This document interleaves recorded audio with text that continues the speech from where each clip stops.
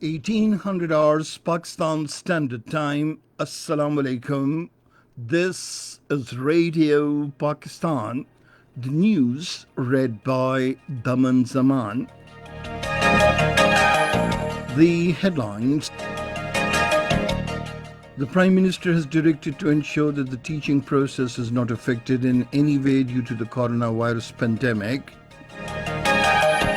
Pakistan and Russia have agreed to take forward the important bilateral agenda and close cooperation in the regional context. Pakistan says India's election as non-permanent member of the United Nations Security Council raises questions as the Indian actions in occupied Kashmir and beyond are fundamental negation of the purposes and principles of the United Nations Charter. The Azad Jammu Kashmir government presented over 139 billion rupees tax-free budget for the next fiscal year today. The government has further extended the validity of all visas issued to foreign nationals currently living in Pakistan till the 31st of August this year. Pakistan has strongly condemned the latest attempt by Houthi militia to target civilians in Khamis Mushayat area of Saudi Arabia. And now the news in detail. Prime Minister Imran Khan has directed to expedite the efforts to formulate a uniform syllabus and its implementation as ending educational apartheid in the country is the top priority of the government. He gave these directions while chairing a meeting in Islamabad today to review the progress on reforms in the education system and taking forward the government's agenda in this regard. The Prime Minister also ordered to augment efforts to implement the plan of action decided with seminaries to mainstream madrasas, especially imparting modern education to their students and making them skillful. In view of the coronavirus pandemic, Imran Khan advised to evolve a joint future strategy in consultation with the provincial education ministers regarding education and teaching process. The Prime Minister was briefed on the progress made so far on efforts for introducing uniform syllabus, reforms in seminaries and the higher education sector, and promoting the initiative of Skillful Pakistan. The Prime Minister was informed that a consensus curriculum has been formulated from Class 1 to Class 5, which will be implemented from April next year. The Prime Minister said the education sector is facing extraordinary challenges due to COVID-19 outbreak. However, every effort should be made to ensure that the teaching process was not affected in any way. Pakistan and Russia have agreed to take forward the important bilateral agenda and close cooperation in the regional context. In a telephonic conversation with the Russian counterpart, Sergei Lavrov, the Foreign Minister Shah Mahmood Qureshi underlined that Pakistan considers Russia an important partner and desires to forge a long-term and multidimensional partnership with it. The two foreign ministers discussed matters of mutual interest, including the COVID-19 pandemic, cooperation at the multilateral fora, prospects of enhanced bilateral cooperation, and regional issues.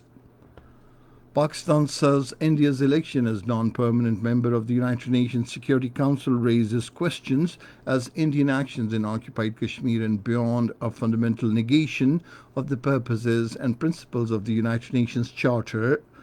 In a televised opening statement at the weekly news briefing today, the Foreign Office spokesperson Aisha Faruqi said we congratulate Ireland, Norway and Mexico on their election to the United Nations Security Council. However, the election of India raises fundamental questions. Aisha Faruqi said India stands in flagrant violation of several resolutions of the Security Council that prescribed a United Nations supervised plebiscite to enable the people of Jammu and Kashmir to exercise their fundamental inalienable right to self-determination. She said India has incarcerated 8 million Kashmiris, including top Kashmiri leadership with 900,000 occupation troops. At the United Nations, Pakistan says India's election to the United Nations Security Council as a non-permanent member will not in any way affect the status of the Kashmir dispute. Talking to APP, Pakistan's permanent representative to the United Nations, Munir Akram, said Kashmir dispute remains firmly on the agenda of the 15-member body and must be resolved on the basis of its resolutions. Ambassador Munir Akram also said the international community should not be deceived by the Indian rhetoric. He said India is a country that poses the gravest threat to peace and stability in the region. Ambassador Akram, referring to recent meetings of the Security Council on Kashmir, said the Council remains seized of the matter and that a just settlement of the Kashmir dispute is the only pathway to peace in South Asia. This is Radio Pakistan. The National Accountability Bureau has recovered over 141 billion rupees during the last year. This was stated by the chairman, National Accountability Bureau, retired Mr. Justice Javed Iqbal, who called on President Dr. Arif Alvi in Islamabad today to present him the annual report of the Bureau for the previous year. The chairman said the corruption watchdog carried out 747 inquiries and 269 investigations last year, and the success rate of investigating cases remained 69%. Expressing satisfaction over the Bureau's performance, the President emphasized on the need to further strengthen the National Accountability Bureau to eliminate corruption from the society. The Planning Minister Asad Umar says the government wants to expedite the development projects of merged districts of Khyber Pakhtunkhwa. Talking to Khyber Pakhtunkhwa Chief Minister Mahmood Khan in Islamabad today, he said sufficient funds have been allocated in the Public Sector Development Programme 2020-2021 for the development of the merged districts. Asad Umar also emphasized on the feasibility study of the Chashma Right Bank Canal to be expedited. He said this long-awaited project is very important for the development of agriculture in the province. The Azad Jammu Kashmir government has presented a tax-free budget for the fiscal year 2020-2021 amounting to over 139 billion rupees.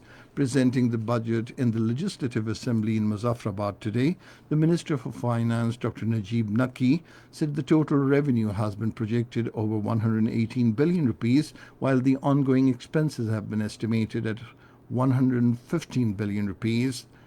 24.5 billion rupees have been proposed for the annual development program. 72% funds of the annual development program have been proposed for the ongoing, while 28% for the new schemes. 199 schemes would be accomplished during the next financial year.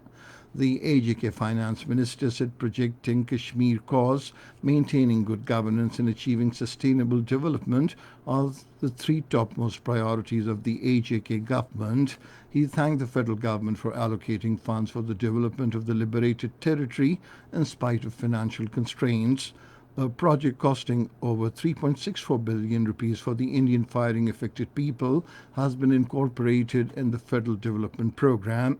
About 3 billion rupees have been proposed for the ongoing schemes under the Ministry for Kashmir Affairs. The government has further extended the validity of all visas issued to foreign nationals currently living in Pakistan till the 31st of August this year. In a statement today, the Interior Ministry said the decision taken in the wake of coronavirus pandemic will be applicable to all visas expired since the 15th of March last.